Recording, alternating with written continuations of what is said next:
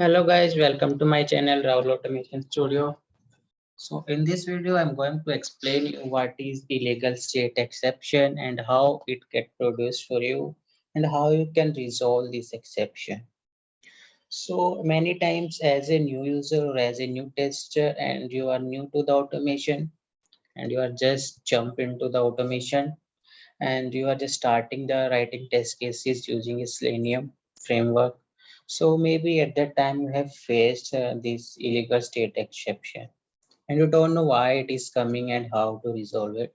So I'm going to tell you how you can produce and how you can resolve this illegal state exception.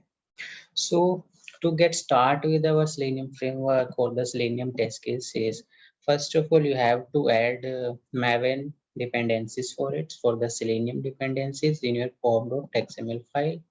So in your pom.xml file, just add Selenium jar files.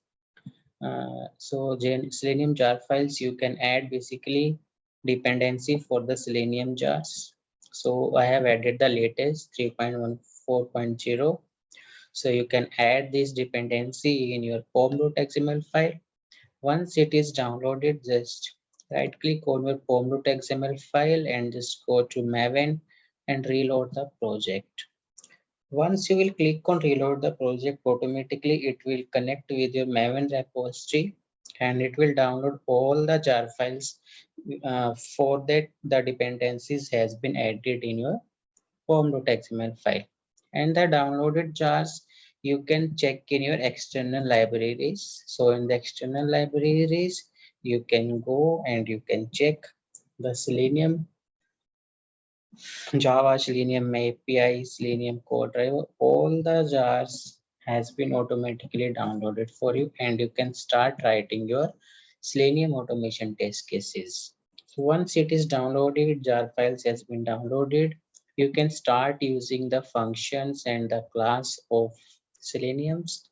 So just go to our create a one class. So I have created a one class with the name of Selenium practice and I have defined one method in it that is publish static void main string taking the arguments as a type of a string. So once it is downloaded, so first step that what you will be doing, you will be creating a object for your Chrome driver or your Chrome browser. So you will be start writing like this WebDriver. So in this, I'm just giving a variable name as a driver, but you can give any name. You can give ABC, Z, and whatever the specific name that you want to give as per your understand or readability, you can give any name to here. So this is just a variable name that I'm giving, but most of the time you must be see that driver is always given. So this is driver is just given because it is a easily understandable. So but you can give any name here. It is a just variable name that you're defining for your WebDriver interface. So now you will be creating the object with the new keyword. So new is a keyword. By the new keyword, you can create a object of any class. So we are going to create a class for our Chrome browser. Okay, so for that we have to use the ChromeDriver. So ChromeDriver is a class and WebDriver is an interface. So if you are creating an object of a ChromeDriver class, so it means you are creating and you are going to initialize and you are going to launch a Chrome browser. So in the same way, if you will be writing like I, so in that case you can write it Internet Explorer driver.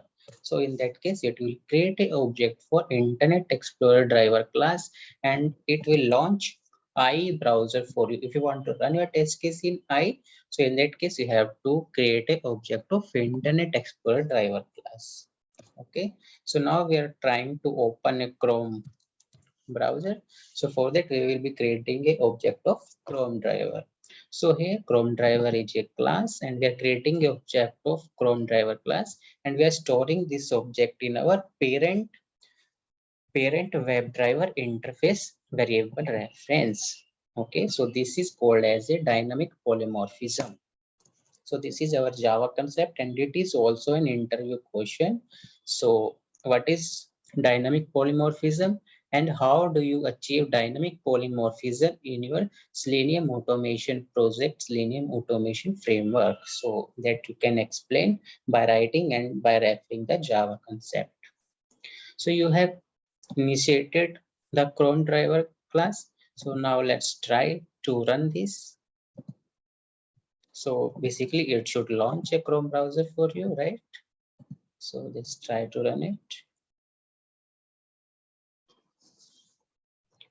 Oh, you can see this is giving one exception. So that exception is java.lang. So this is coming from the this package, java.lang package. And what is the exception? Exception is illegal state exception. So what is the description for it? It is saying the path to the driver executable must be set by the WebDriver.ChromeDriver. As we are initializing the ChromeDriver class, so we have to define and we have to set a path for the ChromeDriver executable, right? So how you can do it? So this is the exception that you might be face while starting, or as you are a new beginner to the automation. So you can face this exception. So how you have to download and how you can resolve it. So to resolve this illegal state exception, as it is saying, you have to download the executable file for WebDriver.ChromeDriver. So basically it is saying you have to download ChromeDriver.exe file. So how you can download? So to download it, what you have to do, you have to go Chrome driver download. So if you will search Chrome driver download, you will find one link for the Chrome driver community, and just go to there.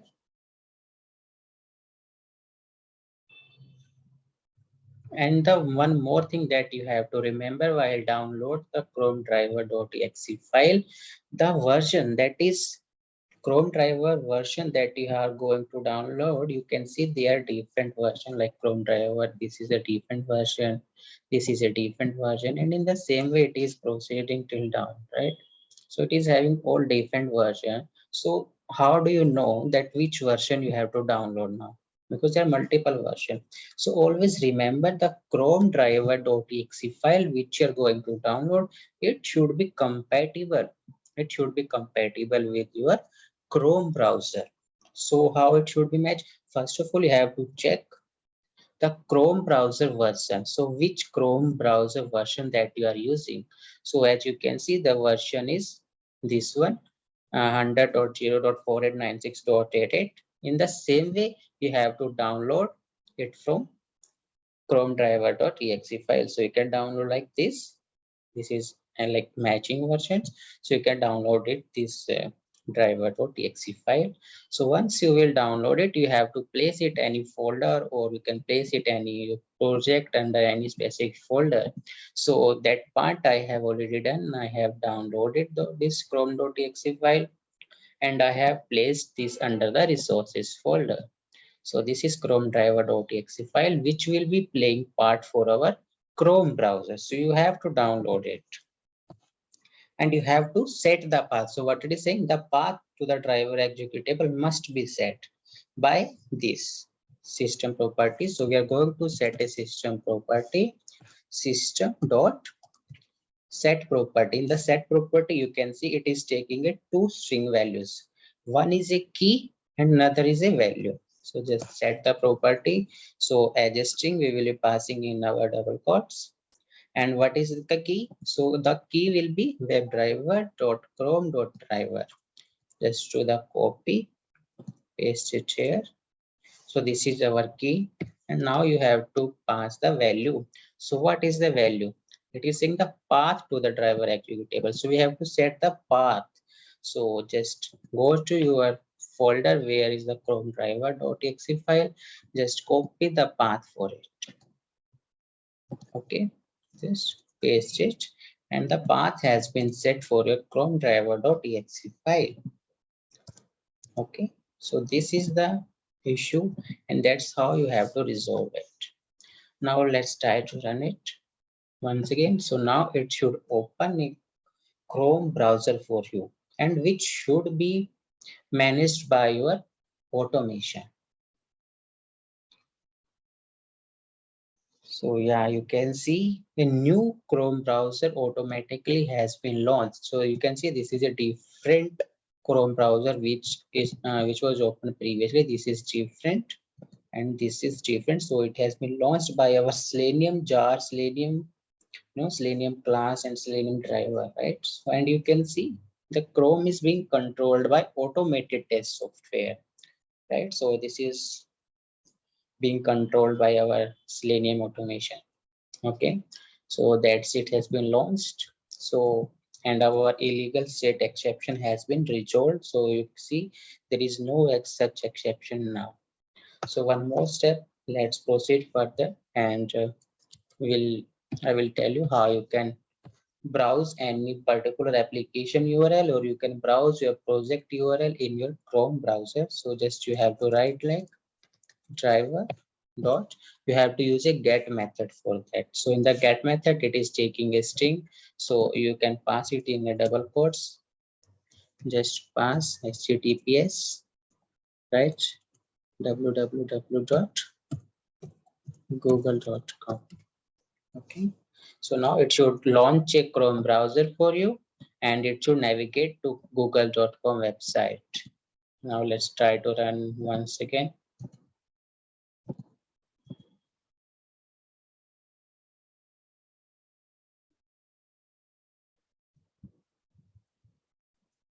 So our Chrome browser has been launched and it is navigating to google.com website, and the test case will run till the complete web page is getting loaded.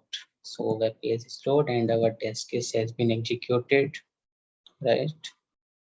So that's how you can resolve the illegal state exception, guys. So this can be an interview questions. So what is illegal state exception? How do you get it, and how you can resolve the illegal state exception? So by that way, you can resolve the exception. So thank you, guys. Please like, share, and subscribe to my channel, and please stay with me for my upcoming videos. Thank you, guys. Thanks to everyone. Bye.